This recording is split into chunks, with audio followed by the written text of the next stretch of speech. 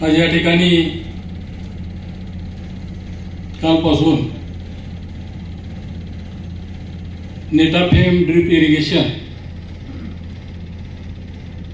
या संस्थेच्या माध्यमातून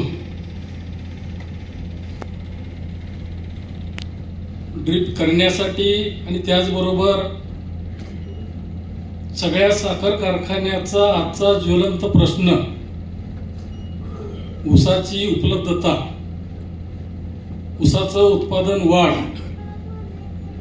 या विषयावरची कार्यशाळा या ठिकाणी आयोजित केलेली आहे। याचे आयोजक सर्व नेटाफेमची टीम, सोनवणे सर असतील, मामूलकर सर असतील, देशमुख साहेब असतील, या सर्वांचं मी सर्व उपस्थितांच्या वतीनं मी आपल्याला मनपूर्वक हार्दिक तुमचं धन्यवाद देतो, तुमचं स्वागत करतो। कारण की आजचा फार मोठा प्रश्न या ऊसाचा सगळीकडे आहे।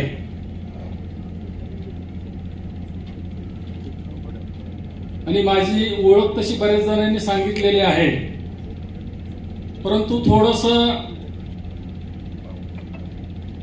माझ्या संदर्भात बोलायचं झालं, पश्चिम महाराष्ट्र आणि मराठवाडा म्हणजे पश्चिम महाराष्ट्र हे पौर्णिमा आहे आणि मराठवाडा हे अमावस्या आहे पाण्याच्या बाबतीत। दर 2 वर्षाला 3 वर्षाला दुष्काळ हा कायमस्वरूपी आमच्याकडे पुजलेला आहे। 100 टनाचे जवळपास सर्व शेतकरी या पश्चिम महाराष्ट्रामध्ये आहेत, परंतु आपल्या सगळ्या लागवडी बहुतेक सगळ्या कारखान्यामध्ये 80% 90% ह्या लागवडी आडसाली आहेत। आमच्या भागामध्ये आडसाली लागवड हे 1% सुद्धा होत नाही। आमच्या सगळ्या लागवडी पूर्व हंगामाने सुरू म्हणजे ऑक्टोबर पासून पुढे ह्या लागवडी आमच्या भागामध्ये होतात। कारण की माझं जे गाव आहे आवाड शिरपुरा, आपण जर एक 4 वर्षापूर्वी ऐकलं असेल की लातूरला रेल्वेनं पाणी पिण्यासाठी आणावं लागलं आणि लातूरला जे पाणी जातं हे मांजरा धरण, मांजरा नदीवरचं आहे। त्या नदीमधनं पाणी सगळ्या शहराला, लातूर असेल, कळंब असेल, आंबेजोगाई असेल, धारूर असेल, केज असेल, सगळ्या शहराचा पाणी पुरवठा तिथून आहे। आणि या धरणाच्या खाली पहिलं गाव माझं, कॅनाल नदी सगळे शिवारामध्ये आहे। माझं एक गाव नॅचरल शुगरला दरवर्षी 65 ते 70 हजार टन ऊस फक्त एक गाव देते।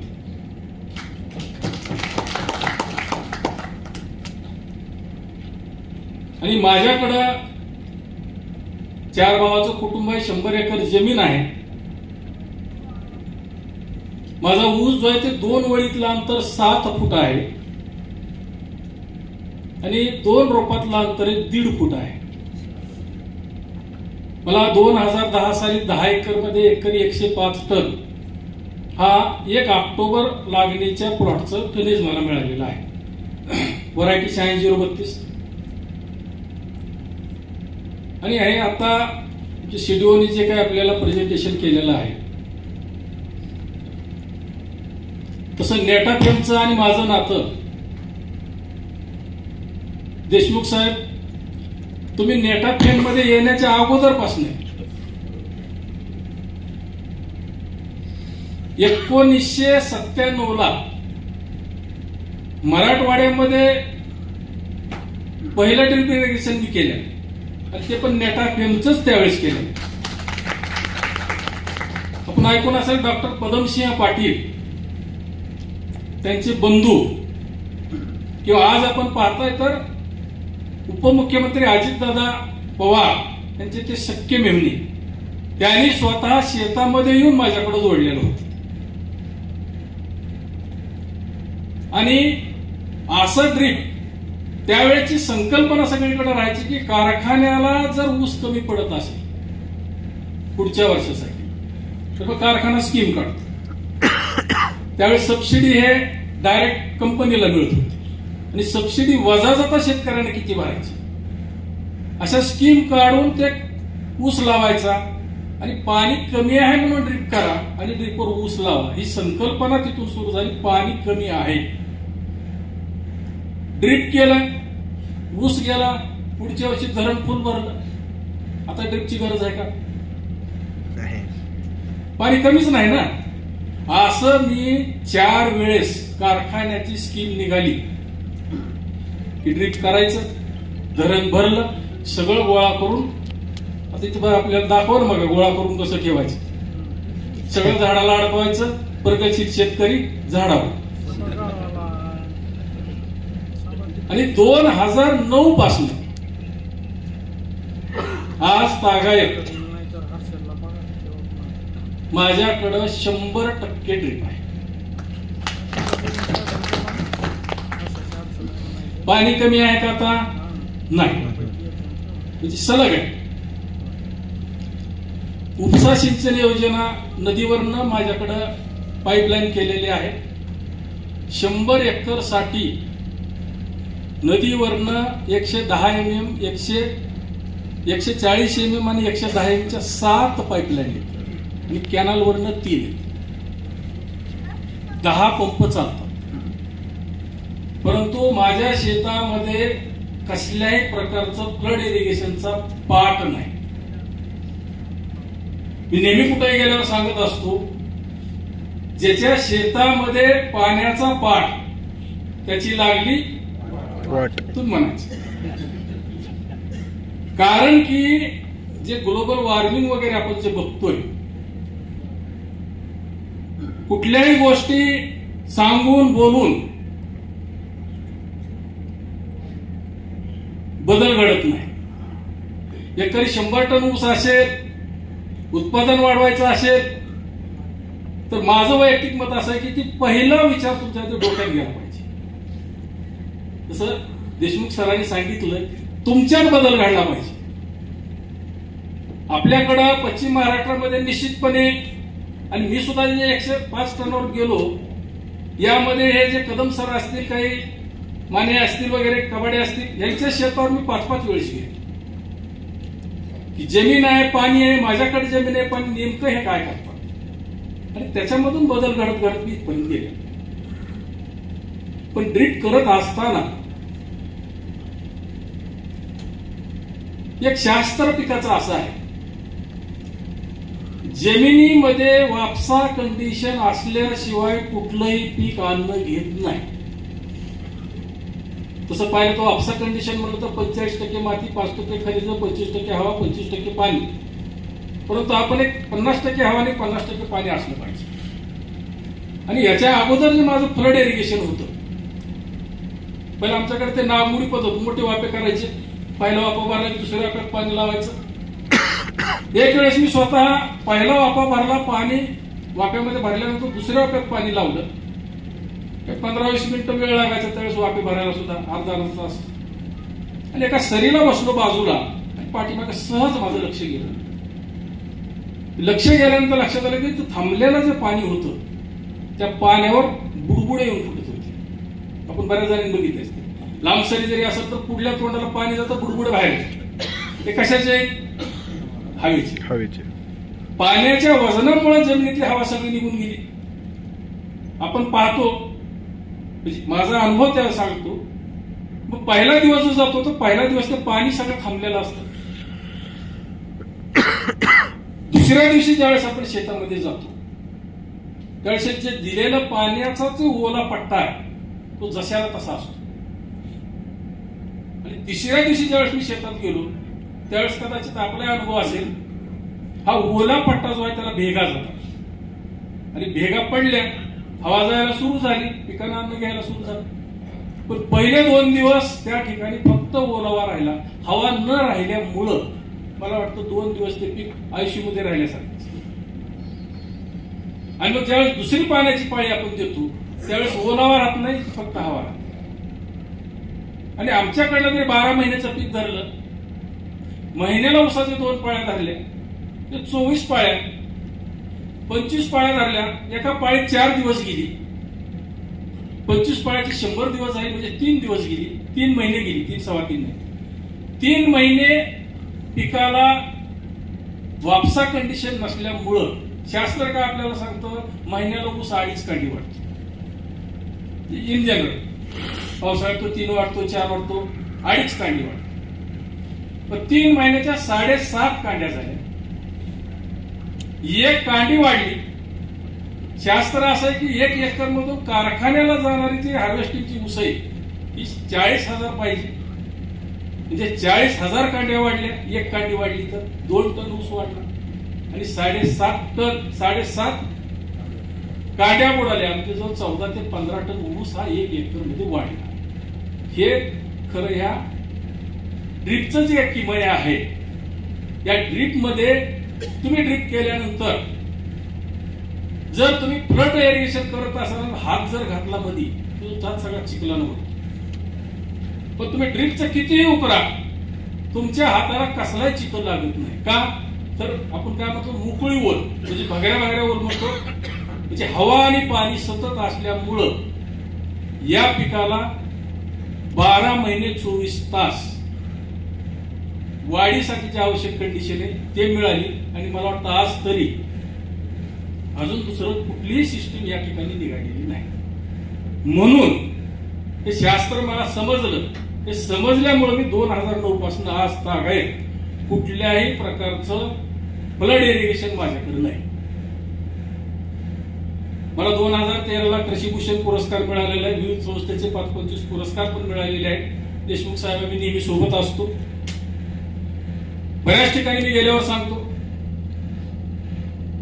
ऊसाला पाणी कसं दिलं, कुणी यायचं माझ्या शेतामध्ये, सगळ्या ऊसाच्या शेतामध्ये फिरायचं आणि तुमच्या पायातल्या बुटाला चपलाला जर चिखल लागला तर रोज माझ्याकडनं 10,000 रुपये दंड तिथे घ्यायचं.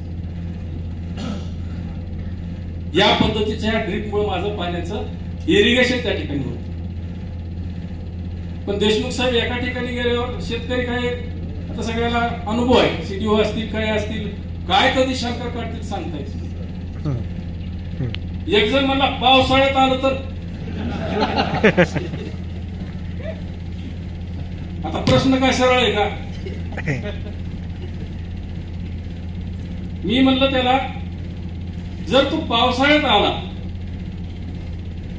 आणि माझ्या ऊसाच्या शेतामध्ये फिरला पण तुझ्या बुटाला चपलाला चिखल लागला तर 10 काय नाही म्हणून तुला 20,000 रुपये देतो. पण माझी एक अट आहे. मला काय अट आहे, पाऊस चालू असताना तू जायचं, फक्त तू भिजायचं नाही.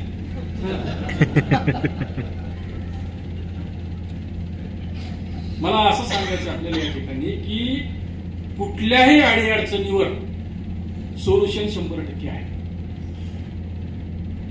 आणि हा नॅचरल शुगर, आपण काल कोंबडे साहेबांचं ऐकलं, नेटापेम कंपनीच्या संदर्भामध्ये सगळ्यांचा संपर्क नेहमीचा आहे. आणि विशेष म्हणजे आता बघा, सकाळी आल्यावर 1-2 कोणतरी आले, त्यांनी सांगितलं की काल नव्हतात का तुम्ही? म्हणले नाही. का? काल आमचा सांगता समारंभ होता, म्हणजे आमचं सीझन काल बंद झालं. मी आपल्याला सांगू इच्छितो, ज्यावेळेस ठोंबरे साहेब इथं आले त्यावेळेस मित्रांनो आमचं सीझन त्या मिनिटाला बंद झालं. काल आमचं क्रशिंग 10 वाजता संपलंय. चेअरमन इथं कार्यक्रमाला आले, कारण की तिथं साहेब थांबले तरी बंदच होणार, काय पुढे चालणार आहे का? पण तिथं आहे, जीएम आहे, बाकीची मंडळी आहेत, ते करतील कार्यक्रम. परंतु एक वेगळा विचार, कारण काय असतं की आज आपण बघतोय, कालपासून इथे थांबलो, पण बऱ्याचशा गोष्टी जे आपल्या डोक्यात आल्या नाहीत किंवा आपल्याला समजलं नाही, या बऱ्याचशा गोष्टी आपल्याला समजून आल्या. आणि यामधनच आपल्याला पुढचं जे आपलं काम करायचंय त्या मार्गदर्शनाच्या माध्यमातूनच करायचं. नॅचरल शुगर हा प्रायव्हेट शुगर म्हणजे 100% खाजगी कारखाना नाही, हा पब्लिक लिमिटेड कारखाना आहे. एक प्रोमोटरचा शेअर वेगळा आहे, पब्लिक शेअर वेगळे आहे. 13,000 सभासद या साखर कारखान्याचे आहेत. आणि मला वाटतं देशात सुद्धा, महाराष्ट्रात तर नाहीच नाही, पण देशात सुद्धा पब्लिक शेअर जो आहे तो 10,000 रुपयाचा शेअर आहे. त्याची किंमत 10,000 आहे. देशमुख साहेब आतापर्यंत या 10,000 रुपयाच्या शेअर्सला दरवर्षी आम्ही त्याला डिव्हिडंड देतो, लाभांश. हा आतापर्यंत 27,500 रुपये त्याला रिफंड झाला. आणि आज हा शेअर्स जर कुणाला विकत घ्यायचा असेल तर रोख 1,25,000 जरी तुम्ही घेऊन गेला तर शेअर कुणी विकत नाही. 10,000चा शेअर. शेअर मार्केटचं तुम्ही ऐकलं असेल, शेअर मार्केटमध्ये आम्ही नाहीये, पण हे विश्वासार्हता त्याची काय साहेबांबद्दलची आहे. कालच तुम्हाला म्हणलं की 32 युनिट हे वेगवेगळे चालतात. पतसंस्था, मल्टी स्टेट, शैक्षणिक संस्था बरेच आहेत. आणि 2003 पासून हा ऊस विकासाचा कार्यक्रम कारखान्यामध्ये होतो. सुरुवातीला आपलेच आबासाहेब साळुंखे सर होते आणि 2009ला 2010ला त्या जागेत आजपर्यंत माझा 7 ऊस आहे. पण एक फरक असा झाला की शेतकरी कुठलाही असा तो ऐकून बदल करत नाही, त्याला डोळ्याने दिसलं पाहिजे. जसं आज तो फोटो तुम्ही दाखवले ऊसाचे, जर शेतकऱ्यानं तो ऊस त्याच्या डोळ्यानं बघितला, कारण मराठवाडा विदर्भामधली अशी कंडिशन आहे, तुम्ही कधी गेलात तिकडे तर कोणाला विचारा. आम्ही जर म्हणलं का 100 टन ऊस निघाला नाही, आता कदम साहेबांचे युट्यूबवर असतील, फोटो दाखवले आणि त्यांना जर म्हणलं की 1 एकरला 100 टन ऊस निघू शकतो का, एक व्यापारी होते. 100 टन ऊस निघतो हे आमच्या डोक्यातच नाही. आणि मग हे 2010ला जो मला टनेज मिळालं, आज मी तुम्हाला सांगू इच्छितो की पूर्ण साखर कारखान्यामध्ये आमचं दुसरं एक युनिट आहे यवतमाळमध्ये, सगळीकडे देशमुख 5 फूट रुंद सरीच्या आत एकाही शेतकऱ्याचा ऊस नाही अख्ख्या कार्यक्षेत्रात. मी स्वतः 20 वर्ष झाली मी पाचट कधीही जाळलेली नाही. 20 वर्ष झाली. पाठीमागे एक वेळेस शेतकऱ्यांनी पाचट जाळली. साहेबांनी एकच काम केलं, फक्त एकच वेळेस. ज्याने शेतामध्ये पाचट ठेवली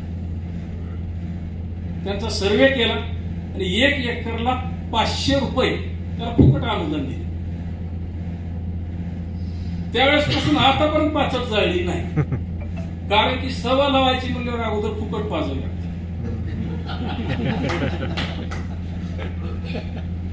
तर या दृष्टिकोनातून आणि मग या कारखान्याच्या माध्यमातून ऊस विकासाच्या कार्यक्रमामधून आणि 2003 पासून सतत दरवर्षी मग विविध कंपन्या असतील, पाडेगाव असेल, BSI असेल, असे मार्गदर्शन त्या ठिकाणी करतो.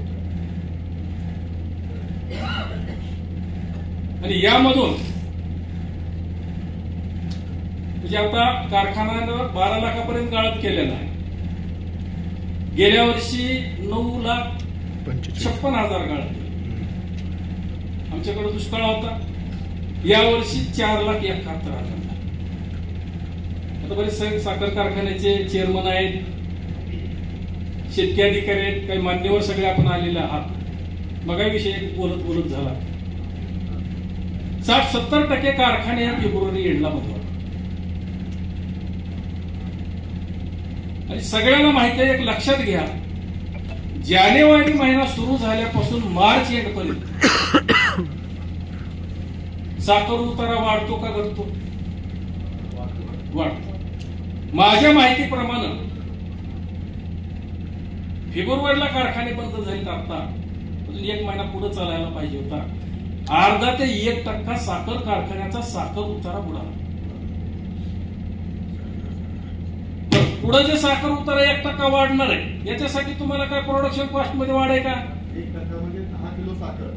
नाही सांगतो ना, म्हणजे पुढे जरी कारखाना चालला तर तुमच्या प्रोडक्शन कॉस्ट मध्ये काय बदल आहे का? नाही. आता 1% 10 किलो साखर म्हणल्यावर आपण कमीत कमी 350 रुपये तर धरा, 400 रुपये म्हणजे तुम्हाला प्रति टन 400 रुपये मिळणारे बुडाले. कारखान्याला बुडाले, शेतकऱ्याचे बुडाले. आणि मग जर आपल्याला हे 400 रुपये बुडाले, ह्याच्यातले जर प्रति टन, जसं आता क्रांती कारखान्यामध्ये 5-6 महिन्यापूर्वीच मी गेलो, जाऊन बघून आलो सगळं. बहुतेक साखर कारखान्यामध्ये मराठवाडा विदर्भामध्ये तर सीडीओ भरल्या जातात, पण हार्वेस्टिंग शिवाय दुसरं काही करत नाही. आमच्याकडल्या सीडीओला जर विचारलं बऱ्याचशा कारखान्यात, त्याला एनपीके विचारलं, त्याला सांगायला म्हणून मला गॅरंटी नाही. त्याची वस्तुस्थिती आहे. आणि मग प्रति टन 100 रुपये 150 रुपये जे त्यांनी सांगितलं 12 कोटी रुपयाचे खर्च झाला. जर हे ऊस विकास आणि ड्रिपच्या संदर्भामध्ये जर कारखान्यांनी प्रति टन 100-125 रुपयाचा खर्च जर या योजनेवर केला, तर मला वाटतं हे जे तुमचं गाळं बुडाले इथं निश्चित वाढेल. आणि मला सांगा 10,000 हेक्टर जर तुमच्याकडे नोंद आहे आणि प्रति हेक्टर म्हणतो मी, काल सांगितलं प्रति हेक्टर 25 टन वाढणार आहे, मी म्हणतो 10 टन वाढलं. 1 लाख टन ऊस आहे त्याच क्षेत्रामध्ये तुम्हाला जास्तीचा मिळणार.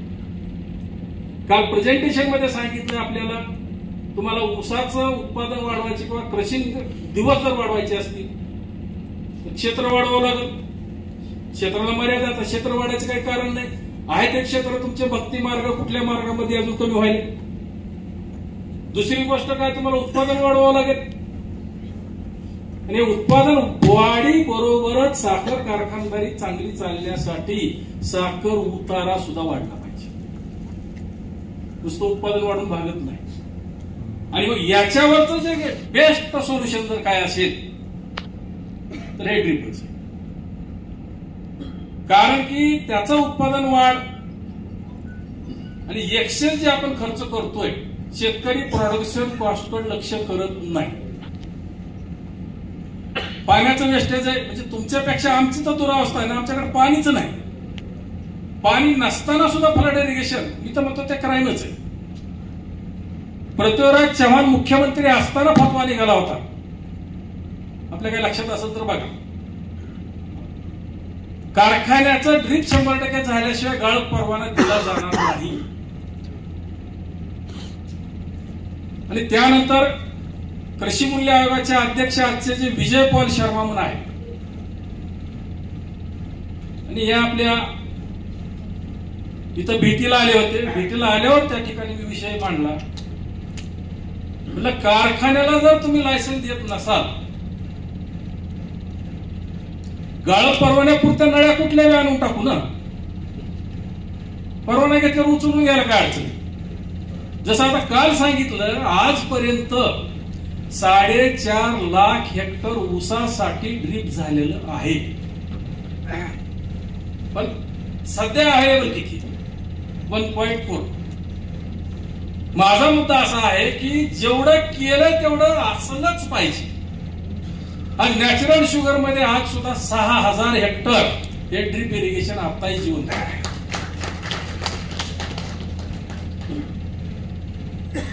आता यामध्ये मोठे साहेब काय होते ते ड्रीपचं त्या सबसिडीच्या संदर्भामध्ये विचित्र अवस्था अशी आहे की सगळीकडून शेतकरी मारला जातो. आता कारखान्याची स्कीम आमच्याकडे जे आहे ते 10% पेमेंट शेतकऱ्यांना भरायचं, 90% लोन देतो ते सांगितलं तुम्हाला. अहो त्या 90% लोनचं व्याज भरायचंय ना. सरकारनं काय सांगितलं तुम्हाला, हेक्टरला 80,000 रुपये सबसिडी मिळणार. कधी मिळणार आहे तुम्ही सांगितलं नाही. आणि अनुभव तुम्हाला सांगतो की हे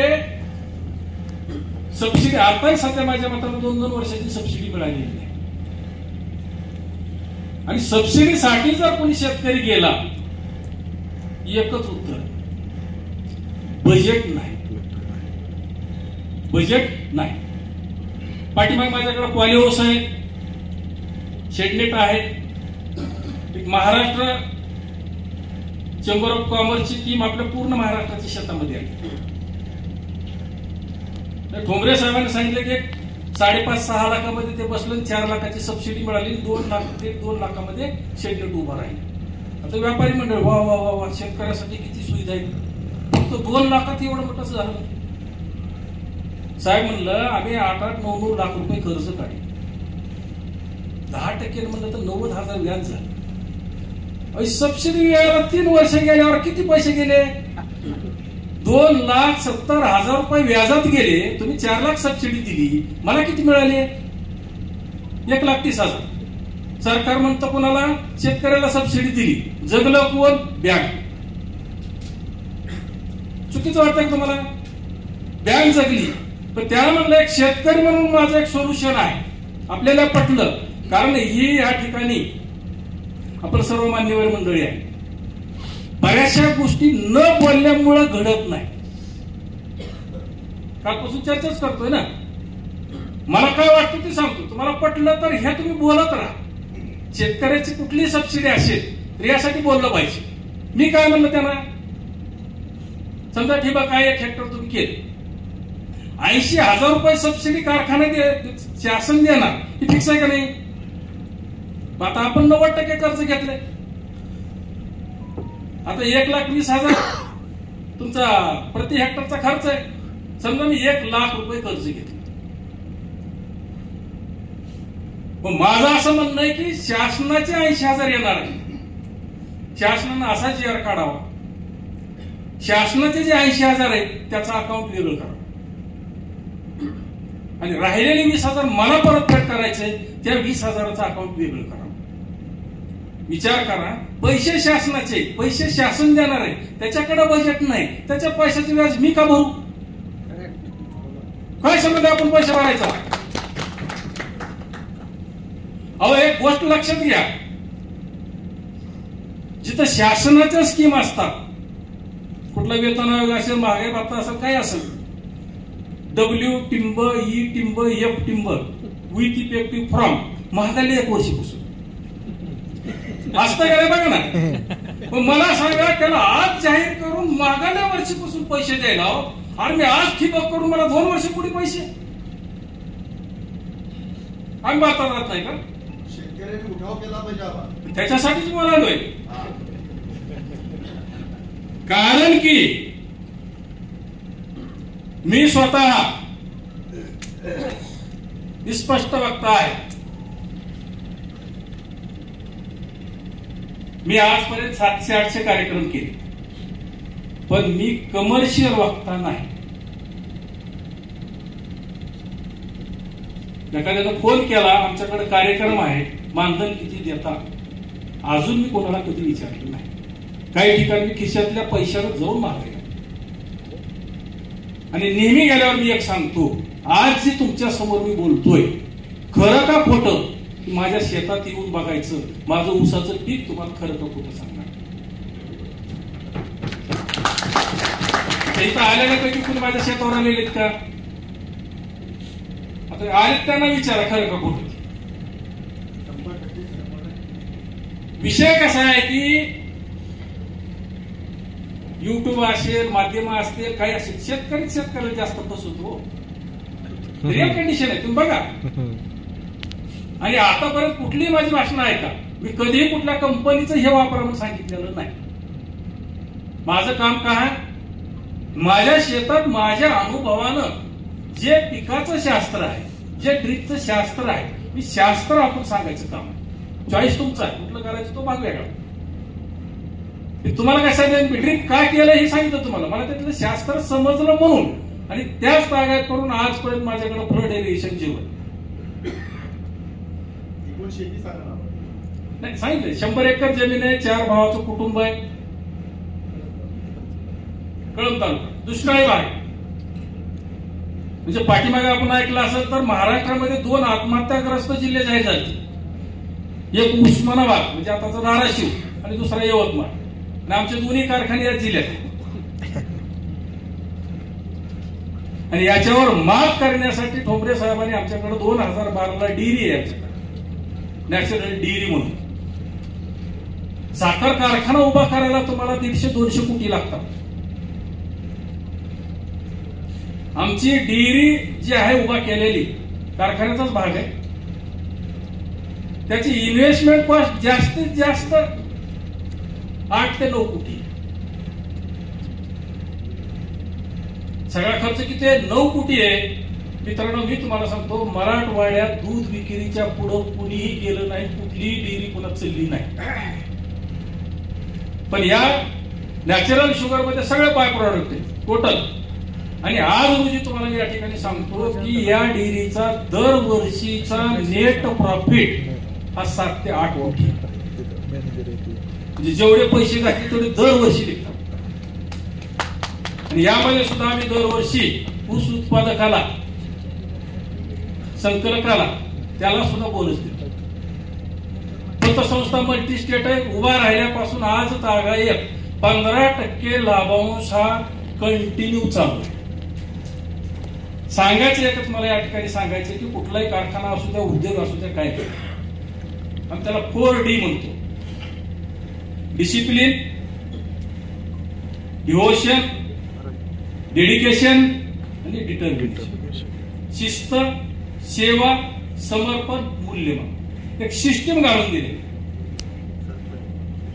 कुठल्याही व्यक्तीवर कुठलंही युनिट चाललं नाही पाहिजे. साहेबांचं ध्येय धोरण सिस्टीमवर ते युनिट चाललं. व्यक्तीवर चाललं तर व्यक्तीच्या माघारी सगळं कोलॅप्स होतं. पण जर सिस्टीम आपण तर उभा केली तर सिस्टीम हे इतकी स्ट्रॉंग असते का कुणी येऊ द्या कुणी जाऊ द्या काही फरक पडत.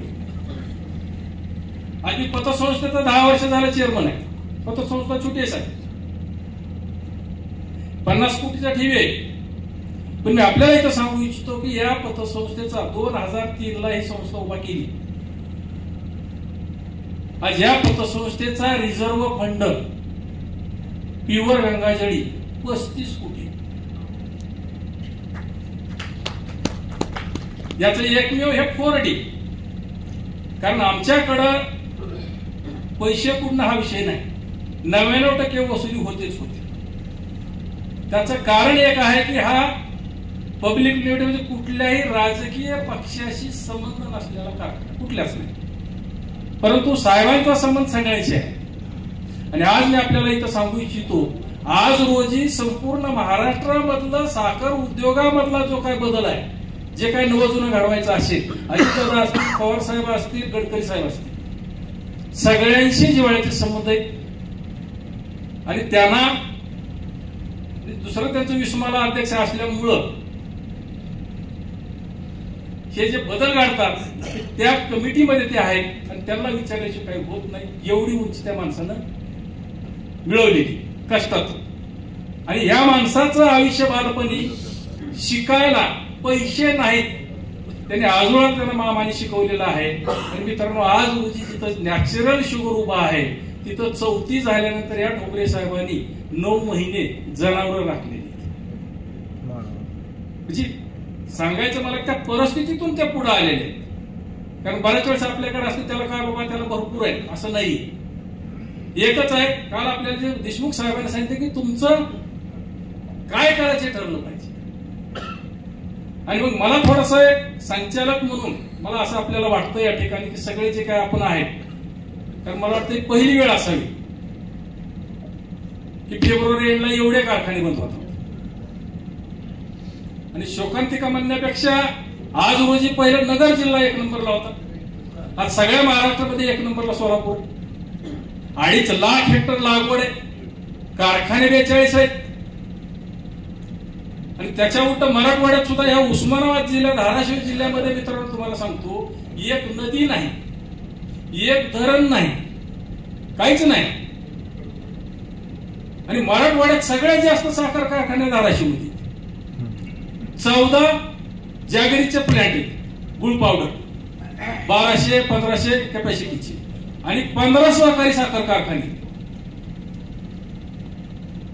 म्हणजे ऊसाच्या बाबतीत एवढं डेव्हलप झालेलं आहे. आणि मग आपल्याला जर आणि कारखान्यामध्ये जर आपण पाहिलं तर आतापर्यंत आपण ऐकलेलं आहे कमीत कमी 150 दिवस जर कारखाना चालला तरच कारखान्याची आर्थिक व्यवस्था व्यवस्थित चालू शकते. आज आपण आलोय 100 दिवसावर, 110 दिवसावर. आपल्याला जो 1.5 महिना म्हणजे मार्च एंड पर्यंत जर कारखाने चालवायचे असतील तर मित्रांनो आपल्याला सगळ्यांना, तुम्हाला आहे, मला आहे, हा आपल्याला क्षेत्र तेच आहे. आणि ऊसाची उत्पादन क्षमता कदम सरांनी 137 काढली, पण VSIच्या बुकलेट मधलं मी सांगतो वाचलेलं, ऊसाची उत्पादन क्षमता कदाचित आपण बघितलं असेल तसं मला माहित नाही, पण त्याचं वाचलेलं सांगतो. या ऊसाची उत्पादन क्षमता प्रति हेक्टर मामुरकर साहेब 650 टन आहे. आणि एकरचा हिशोब केला तर 260 टन. म्हणजे या पिकाची उत्पादन क्षमता किती आहे? 260. 150 टन काढला. आता 137 म्हणजे 50% गेलो आपण. आमच्याकडनं तर 20% धरायचे. कारण 2 गोष्टी आहेत. ज्यावेळेस आपण एखाद्या पिकाचं उत्पादन वाढवायचं ठरवतो त्यावेळेस त्या पिकाची क्षमता पाहिजे. पिकामध्ये क्षमता आहे, पण कमी कुठं पडतो? पहिला मुद्दा सगळ्याकडे जर आपण पाहिला असेल तर आज रोजी सगळ्याच्या जमिनीची फर्टिलिटी जर माती परीक्षण केलं तर तुमचं ऑर्गॅनिक कार्बन 0.3 0.4, पीएच बऱ्याच ठिकाणी 8 8.5 झालेलं आहे. आपल्याला 6.5 7.5 पाहिजे. आणि खत जे आपण टाकतोय, बऱ्याचशा शेतकऱ्यामध्ये रासायनिक खतं किती टाकली जातात, परंतु ऊस शेतीमध्ये उत्पादन वाढवायच्या दृष्टिकोनातून आपल्याला सेंद्रिय, रासायनिक आणि जैविक या तिन्ही प्रकाराने जर आपण त्याच्यामध्ये वापर केला तरच आपल्याला उत्पादन त्या ठिकाणी वाढणार. आणि मग आपल्या कारखानदारीमधला जो पहिला मुद्दा मला वाटतं या ठिकाणी की आपल्याला जमिनीची फर्टिलिटी जे आपल्या कारखान्यामध्ये जे काय असेल त्याचा 2च मुद्दे. पाचट ठेवणे हा सगळ्यात महत्वाचा मुद्दा आहे. एवढं तर आपण कारखान्यामध्ये निश्चित करू शकतो. पाचट जाळणाऱ्यासाठी आपण काही त्याला वेगळं काय करता येईल का? आता तुम्ही आता काय करायचं? काही करायचं नाही, सोपं काम आहे. ज्याला पाचट जाळी त्याची यादी करा, आणि ज्यांनी पाचट ठेवली त्यांचं ऊसाचं गाळप झाल्यावर पुन्हा त्याचा गाळप, त्याला 15 दिवस उशीर करा ना. काय फरक पडला? कारण कुठंतरी निर्बंध लादल्याशिवाय लोक ऐकत नाही. आणि मग हे फर्टिलिटी वाढवणं आहे सगळ्यात मोठा. आज मी मग त्यांनी दाखवलं पाडेगावच्या ह्याच्यात 4 वर्षाला बियाणं बदलायचं, ती बियाणं त्या ठिकाणी बदललं जात. तर हे बियाणं बदलणं असेल त्याच्या प्रॅक्टिस आपण त्या ठिकाणी जास्तीत जास्त करून एकच विनंती सगळ्याला जाता जाता एकच लक्षात घ्या की आपल्याला इथून पुढं कारखाना क्षेत्रावर म्हणण्यापेक्षा कारखान्याच्या कार्यक्षेत्राचं ऍव्हरेज उत्पादन 125 टन 150 टन हे टार्गेट ठेवून गेल्याशिवाय आता आपलं मरण वाचणार. तर हा प्रयत्न निश्चितपणे आपल्याला करणं गरजेचं आहे. आणि यासाठी जी कार्यशाळा आपण या ठिकाणी आयोजित केलेली आहे यासाठी मी आपलं सर्वांचं नेटापेन कंपनी असेल, जे आयोजक आहेत आणि सर्व उपस्थित सगळ्यांनी प्रतिसाद सुद्धा देणं अतिशय गरजेचं आहे. कारण की कार्यक्रम ठेवला माणसं जर उपस्थित नसतील, आणि एक विशेष म्हणजे तसं पाहिलं तर मामुरकर साहेब देशमुखांनी अरेंज केलेला आहे. त्यांनी सांगितलं की सिलेक्टेड माणसं बोलावली. कारण 2 गोष्टी आहेत ना, जे ट्रीट कधीच करणार नाही त्याला बोलून विषय तरी राहिले काय म्हणतात. जिथं मऊ लागतं तिथं जर गेलं तर काहीतरी काम तरी होईल. तर या दृष्टीनं निश्चितपणे याचा पॉझिटिव्ह म्हणण्यापेक्षा निश्चितपणे चांगला परिणाम या ठिकाणी होणार. कारण कसं वेगवेगळे व्यक्ती आल्यामुळे आपल्याला वेगवेगळे विषय या ठिकाणी समजून येतात. तर या ठिकाणी मला बोलावलं, असं बोलायला किती वेळ बोलतो, बोलण्याचा काही विषय नाही, कुठलाही विषय सांगतो. तर थोडा उशीर झाला असेल तरी या ठिकाणी मी थांबतो. पुन्हा सर्वांचं या ठिकाणी डेटाबेस कंपनीचे सर्व ते सांगा की ऊस लागवड सांगतो की. तर या ठिकाणी सर्वांचं मनपूर्वक मी आभार व्यक्त करतो. एक स्लोगन म्हणत असतो मी नेहमी कुठेही गेलो, शेती करा तन मन धनानं. शेती करा तन मन धनानं, उत्पादन वाढवा टनाटनानं. उत्पादन वाढवा टनाटनानं, उसाला पाणी थेंबा थेंबा.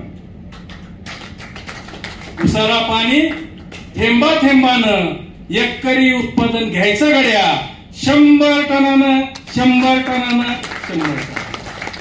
जय हिंद, जय माता. धन्यवाद साहेब. विनंती करतो आमच्या